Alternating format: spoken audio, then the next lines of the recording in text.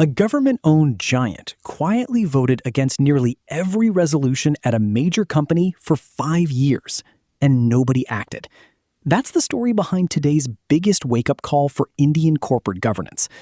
Today, we're following the thread from that failure of oversight to India's massive new bets on data centers and AI, to the U.S. tariff that's landing just as trade talks are almost done. Let's dig in. Start with a shocking oversight failure. Life Insurance Corporation of India, which holds over 10% of Rajesh Exports, voted against 17 of the 23 resolutions proposed by the company between 2021 and 2026. That's nearly every major decision. LIC repeatedly flagged inadequate disclosures and misclassification of interest income. These warnings came years before SEBI's probe into alleged revenue inflation. So the key question, why did no one act earlier? This sets the stage for today's tension between India's growth ambitions and its governance reality. Now shift to a major bet on homegrown AI. HCLTech is committing $150 million to Sarvam AI, a Bengaluru startup, leading a $300 million round that values the company at $1.5 billion. For India's third-largest IT services firm, this is a strategic pivot, investing in foundational AI models built specifically for the Indian market, not just servicing foreign clients.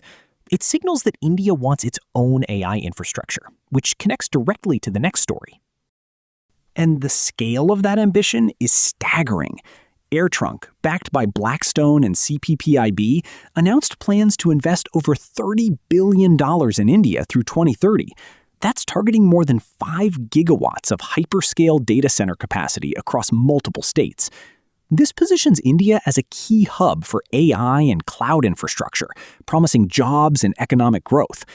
But it also requires massive amounts of land, power, and regulatory coordination. And that's where the next policy change comes in. Exactly.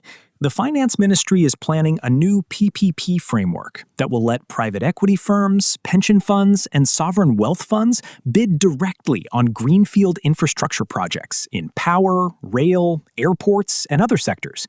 Until now, these investors could only come in after construction. Now they can participate from the development phase. This is meant to unlock long-term financing for India's $15 trillion infrastructure pipeline. For the data center boom to happen, this kind of capital access is essential. But just as India opens up its infrastructure, the U.S. is tightening the screws. Washington announced a 12.5% tariff on Indian imports under Section 301, citing investigations into forced labor and excess capacity. The timing is especially pointed because the U.S.-India bilateral trade agreement is reported to be 99% finalized. Experts warn this tariff is a pressure tactic, not a trade policy necessity. So India's growth story is now navigating external headwinds. And that brings us to the rupee. With pressure from tariffs and global uncertainty, the rupee could slip to $100 per dollar. But Economic Advisory Council member Shamika Ravi says that's just a number.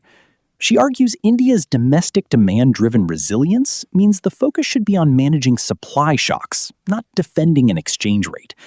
It's a confident stance, but one that will be tested if the tariff talks don't go India's way. That's the open loop for tomorrow. So here's where we are. India is placing some of the biggest bets in its history on AI, on data centers, on greenfield infrastructure, all while corporate governance failures and U.S. tariffs threaten the foundation. The LIC oversight failure is a reminder that growth without transparency is fragile. The Rupee comment shows a government betting on domestic resilience. But the real question is whether the policy moves and investment pledges can outrun the risks. We'll be watching how the U.S. tariff story unfolds and whether the governance lapses get addressed. Until next time.